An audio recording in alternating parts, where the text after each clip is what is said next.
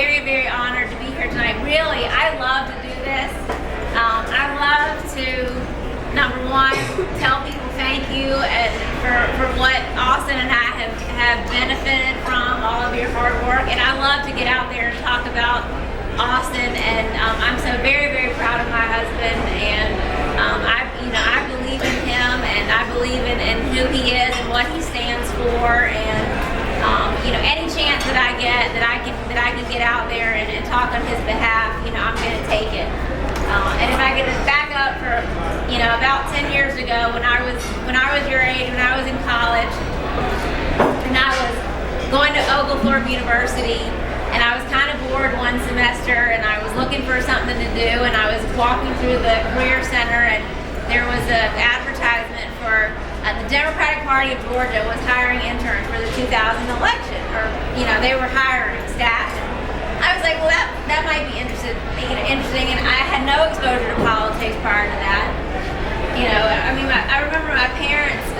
My mom was European. I was born and raised in Miami. My dad, was from Miami, and he was political, but I really don't remember that being a focus, in my parents' life, or where they, where we discussed politics at the dinner table. And so I called them up and I, asked if I could come in for an interview, and I had an interview, and she said, well, you're not a political science major, and most students would be a political science major, and you really don't fit and she really we just didn't connect. But she let me interview with the head of the research department, and he and I really connected, and they hired me.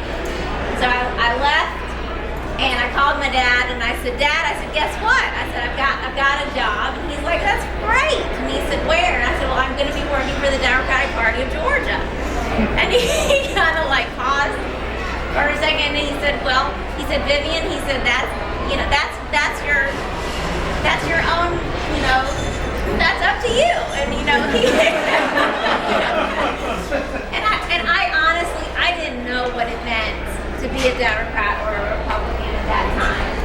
And I was just thought it was just the coolest thing that I had, got a job, and I was, going to be working during an election year. And so, anyway, my point is that it was a great opportunity for me. I did, research on both the Republican and the Democratic Party. At the time, the Republican Party, or the Democratic Party, had put an ad in the Tiffany Gazette, in our hometown paper, and it was like a 5x7, and it said, the Democratic Party of Georgia is looking for candidates to run against Austin Scott. Please call, and it had the main number, for the Democratic Party. At the time, I didn't know Austin. So anyway, I finished my couple of months, 6 months at the Democratic Party. A friend of mine said, do you think you'd want to work? The session is getting ready to go in, the legislature. Do you think you'd want to work up there? And I said, yeah, that'd be great. So I interviewed, and I worked for the Senate Education Chairman, who was also Senate Majority Whip. And it was fantastic. And I remember the first few weeks, nothing goes on in the legislature, the first few weeks of session. And I remember calling my dad and saying, this is ridiculous. We're taxpayer dollars, and these people sit around and, do nothing all day long. And, at least for the first few weeks. And then I figured out how lobbyists work, and, how, most of business gets taken care of, after hours, at a place like this or something like that. But the point is that was my first exposure to politics, and I learned how it worked.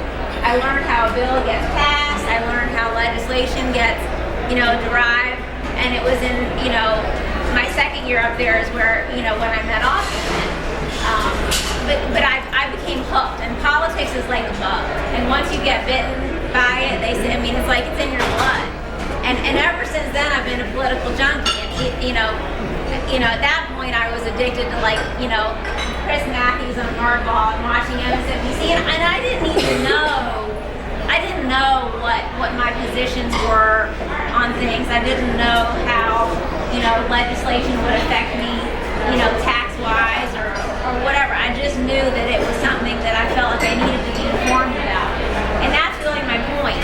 It's so important at your age to be informed and to understand what's going on, to know who your representative is, to know who your senator is, to know who your congressman is. And so many people don't.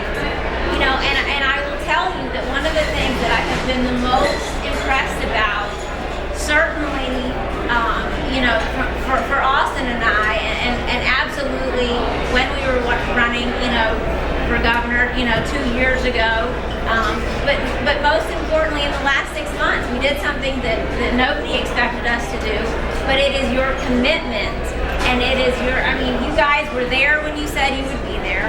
You know, you were reliable, you were on time, and I have been the most impressed, truly, with your commitment. And as I see you all here tonight, you know, I can't believe, you know, how many of you are here tonight, and you should truly be proud of yourself, because I don't remember, you know, 10 years ago when I was, you know, in college, I just, you know, even though I was into politics, I never affiliated with a group. I never got out there.